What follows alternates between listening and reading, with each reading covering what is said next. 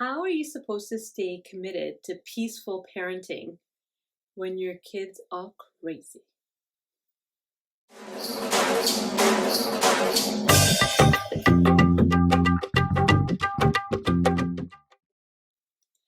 Hi, and welcome back to Ask Dr. Saira, the show where I answer your questions about mental health, spirituality, and relationships. Today's question comes from Lena. And I love this question because I can really relate. And I think it will be helpful for a lot of people and a lot of people watching. So, this question particularly is about parenting. And Lena has made a particular commitment to the type of parent that she wants to be. And that's kind of, one who doesn't yell one who's able to control her temper, and she kind of has that philosophy of parenting. And so this question comes from her. She says, my question is, how do I control my rage when my children don't listen? I realize that I'm burnt out and I try ignoring as much as I can. However, it gets to a point where they're just relentlessly pushing my buttons until I explode like a volcano. They go from doing and saying annoying things to physically hurting each other just to see if I'll react. It's not fair to them, and I need to better control it without medical intervention. So, Lena's question is a loaded one. How do you control your rage when your children aren't listening? So if you think about her question, one of the things that you might have seen and I saw when I was first looking at this question is she talks about kind of a build up, right? So it's like something's happening. She wants her kids to do something. They don't listen. There's a disconnect, right? So she doesn't feel heard. And then they start, saying mean things to each other. They start getting physical with each other, and it just builds and builds until she explodes. And then everything seems fine. And then, and then somehow they listen. And I can really relate to the frustration of this, right? Because we don't want to be those people. We don't want to be those parents. We don't want to be the parents who are always yelling, because it's not good for you, right? It's not good for your mental health if you're constantly in a state of aggravation with your children. It's just hard on you. And so it's a fair question, and it's an important question. Now, how do we actually do this? Well, I'm sure you could take like year-long parenting courses to answer some of these questions, because there's a lot. There's a lot of kind of little changes that you could make as a family if this is happening in your family. But I want to give you three kind of general considerations as if you're going through this with your own kids. So the first consideration is, how present am I with my children right now? So the hard thing about parenting is, you can do it all, like, I mean, not perfectly, because there's no such thing as a perfect parent. There's just the best parent for your child, which is you. And so there's no perfect parent, but you can give it your all. Let's say it that way. You can give it your all, say when they're like 2 years old, and you give it your all. I can speak for myself. I was like down on the floor playing with my kid and like, getting into things with him and like learning about Thomas the Train and, all the names of the number of Percy and Diesel and their numbers. Like I was so into it, right? With him for like probably 6 or 7 till he was 6 or 7 years old. I was like all about what interested him, and I was with him. And I was present with him.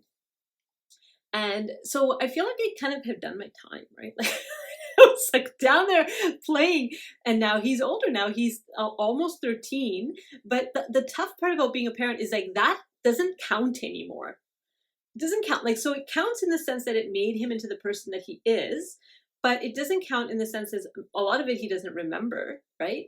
And what he needs from me now as a 13-year-old is very different than what he needed as a 3, 4, 5, 6-year-old, right? As far as the quality of my presence, he's more tuned into when I'm distracted. He can sense it and he can articulate it when I'm distracted. So first thing, how present am I with my child now, right? We can't ride on the past giving that we've done to our children, even if the past giving was just yesterday. We can't ride on that. This moment is a new moment as far as what they're needing. Now, think about it, right?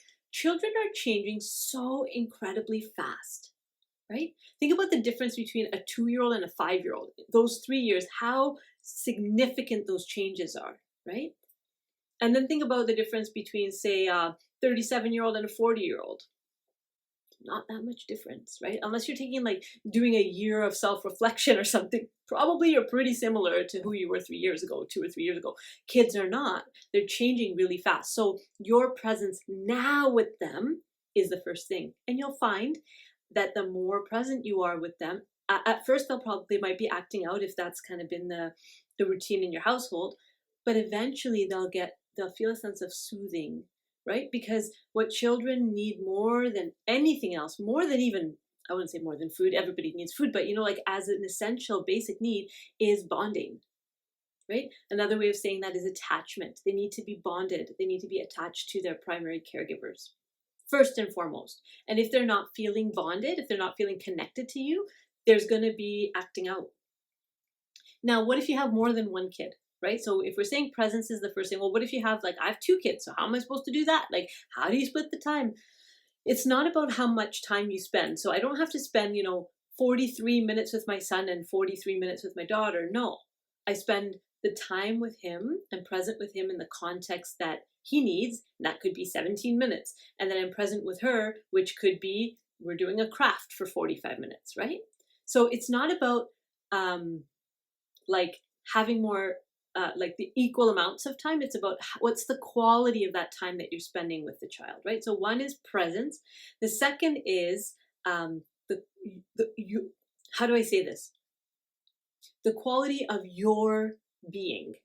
Okay, so what is the quality of your being while you're with that child? Okay, so are you in a teacher mode? Are you in a mentor mode? Are you in a guide mode? Are you in a friendly mode? Now, here's the thing. You can't be friends with your kids. You can be friendly with your kids, but your kids are not your friends, okay? Just for anybody who thinks your kids are your friends, they're not your friends. Maybe when they're in their 20s, but right now, kids are not your friends. Just to have to say that. So you can be a friendly person with them. Or are you being a drill sergeant? Are you being a nag? Are you being a bully? Are you being a boss, right? So what is the quality of your presence? What is the quality of your being as you show up with your child? That's the second consideration. So first is presence. Second is the quality of your being in that moment. The third thing I would say is, what are the norms in the family? Okay. We've established over the years certain kind of habits, certain ways of being in our families. And nobody ever sat down with a piece of paper and said, these are the norms for our family. Most people don't do that, right? Some people might, most people don't. Most people just kind of fall into a way of being in the family, and that's kind of how their family is. And you might have noticed this when you're kind of around other families where they kind of do things a little bit different than you, right? I remember, we have friends come and visit us over the summer sometimes here in our home by the lake. And it's so interesting to see, how they interact with their kids and the similarities in that and some of the real obvious differences that we see. A child would say something and the parent responds, and I think, oh, I wouldn't have said it that way. I would have said it this way. Or, wow, that's an interesting, right? So we can actually learn from the families around us about our own norms. So that's one way to learn about what your family norms are, is kind of graph yourself against, your closest family friends and say, okay, how do we do things?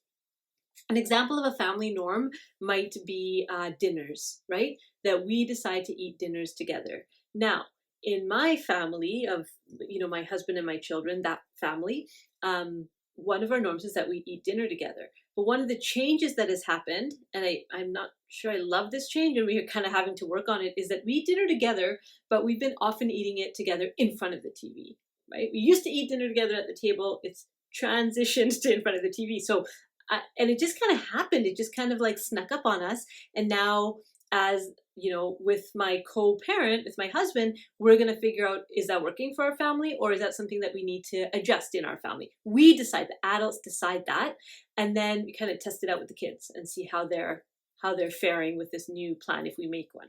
So one of the norms is we eat together. Another norm is that we you don't leave the room you don't go to bed without saying goodnight. We say goodnight to each other before we go to bed. Now, these can feel like very simple things, but when you look at what we're doing, is that where are the touch points, right? So one of the touch points is first thing in the morning. My kids always come and find me and give me a morning hug, every morning, right? And so part of that was, I was getting up early and going to work, and my kids were missing that early morning hug. And so we talked about it, and they decided to wake up earlier to kind of have that point of contact first thing in the morning. So get curious about what your family norms are. In Lena's question, one of the norms may have become that the kids don't get along, that the kids fight with each other. That's just become normal in the family. And so that might be something to look at as a family and say, okay, how do we shift this? We don't want this to be a norm in our family. We don't want this to be just the way we do things. How do we shift it? And if it's the kids that are the ones in having the issue, engage them in that conversation. Engage them in that. It's so amazing what kids will come up with if you ask them. Like if you just ask them to help solve the problem. Just ask them. So my kid forgets to take out the recycling. I ask him, I say, so what's the solution to this? This is the third week that you've forgotten to take out the recycling. What's the solution to this? And then he figures out the solution. Instead of me punishing him and taking something away, which just makes him hate me and doesn't really solve the problem, he has to brainstorm and problem solve and figure out how is he going to remind himself to take out the recycling, right? So one of the things he came up with was, the day before, after school, can you remind me, Mom? And so I'm like, okay, I can remind you once after school the day before, and then what, right? And then it's like, okay, and then I'll set an alarm in my, my what's it called, the Fitbit. I'll set an alarm in my Fitbit in the morning, so then when that alarm happens on whatever. So ask your kids what needs to change from their perspective in order for this to go down. So those are the three things. And I think those three things apply not only to this question about being committed to your parenting, but many, many questions you might have about parenting is three considerations. 1, presence. How present am I with my child? 2, what is the quality of my being when I'm with my child? And 3, what are the family norms and do they need to be revisited? So that's how I would answer your question, Lena. And I know you were probably hoping for oh, just do this and then they'll be better. But unfortunately, that's not how parenting works, right? It's about building relationships and noticing patterns in the family, building relationships. If you're interested in more kind of these practical solutions or more interested in the whole mindset around bonding and attachment, check out Gordon Neufeld's work. He's really, really groundbreaking work around how much children need us and when we're not okay, how they're not okay, right? So 3 things: presence, quality of your being, and family norms. All right, I will see you next time for Ask Dr. Saira.